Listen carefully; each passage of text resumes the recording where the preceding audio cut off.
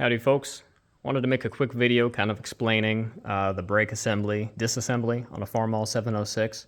This is also the same for a 706, 806, 1206, 756, and 856, and there may be a few other models, but those are the ones that I know for sure off the top of my head. So you've got your brake discs, and you got your friction plates, and then you've got your outer drum. Once you take off your 6 bolts, here's the pattern. The top 3 are long bolts, the bottom middle is a long bolt, and your bottom left and your bottom right bolt are both small. You can see the difference between the long and small bolts there. Now once you take this outer drum off, you've got these alignment dowels that'll kind of help hold it on. Inside of here you've got your return springs, there's 4 of them. Is that right on those little notches there? Those are what helps keep everything tight in here, I believe. So starting with the outside, you've got your first brake disc. Then you've got your first friction plate.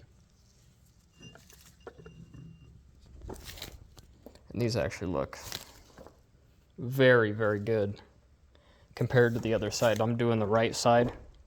I did the left side yesterday. And we've got another brake disc.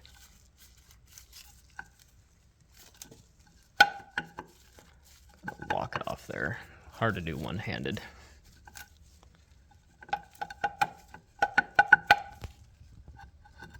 There we go.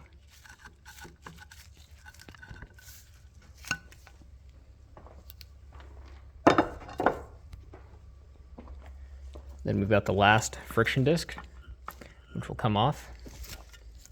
Now on these are your self-adjusting screws. I'll kind of explain those in a moment. I'm going to set that aside.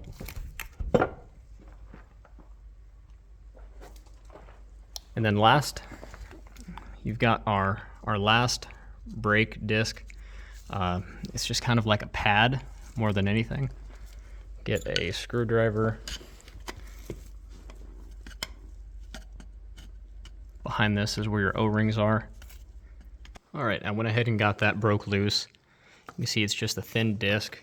Now what keeps it on is adhesive. So what I've been told is when you put your new disc on, you're going to want to cover the surface about 75% of it with 3M adhesive. And then just stick it back on there and make sure it dries good before you start putting your other stuff on. So that's what holds it on, is some adhesive. I kind of set this out of the way. So this isn't bolted on. Actually what you need to do is just kind of stick a screwdriver back here. Just kind of press against it, you'll be able to hear it.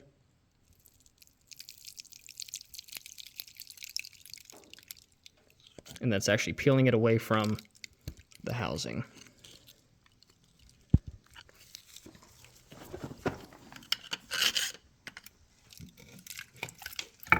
Here we go. Now that's loose. So this is where your O-rings are. This is where you're going to be repairing, or this is what your rebuild kit is going to be for. Is there's 2 O-rings back here.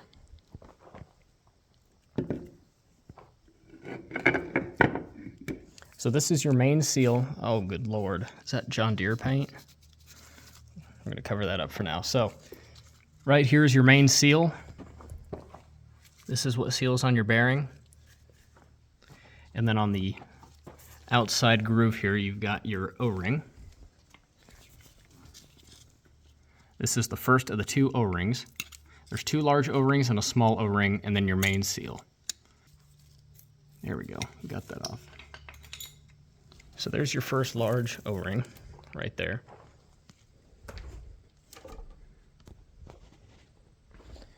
Now, here's what you need to do next. I'm going to take this outside on the vise. I'm going to pop this main seal out real quick, and then I'll show you how you get this piston plate out so you can get to your other 2 O-rings. Now that we're outside and we've got this centered on the vise, grab yourself a hammer, grab yourself a punch, and then just tap, tap, tap, tap, tap, all the way around, straight down, and it'll pop out.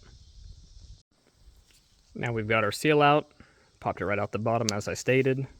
Next, I'm going to take my hydraulic plug out. I put this in just so I didn't get any debris in it. I did this before. I planned on redoing my brakes, so this is getting completely disassembled and cleaned, so that plug doesn't matter anymore.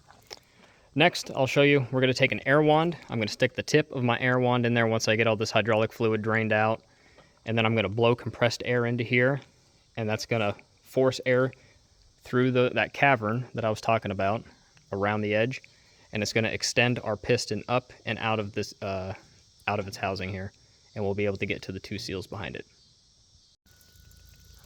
All right, before we go and pop that out, I just turned this upside down, and that does not look like conventional hydraulic fluid. From the looks of it, this thing is full of water, which this is the right side. I just got done doing the left side. It didn't have any water in it, so this is a little alarming. I hope that this isn't going to be anything too concerning, because the real bugger about this is this piston right here, just this plate, is $700 from Case IH, if you can even still get them in stock, and the housing is another $600, I believe, so it could get real expensive real fast.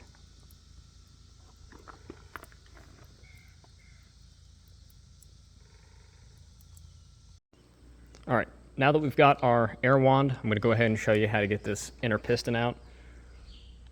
Stick the tip of our air wand right in the inlet there. You see how it actually lifts it up out of there.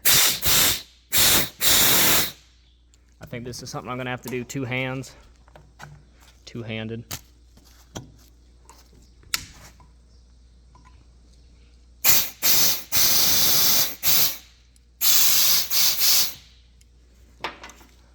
But that illustrates how you get that up out of there. Now that we've blown compressed air through our inlet, we've unseated the actual piston itself from the housing. That is what the underside of it looks like.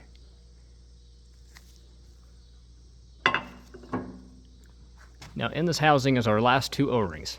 Our smallest O-ring in the rebuild kit is going to be right here, and then our second large O-ring runs around the inside here. Now we've got this completely disassembled. Hopefully this video is of some value to somebody out there looking to do a brake job on an 06 series or a 56 series International. I know I would have liked to have had a reference like this before I got into it, just to see what kind of a job it would be. Thankfully it was much easier than I had first anticipated, and hopefully this kind of helps you out.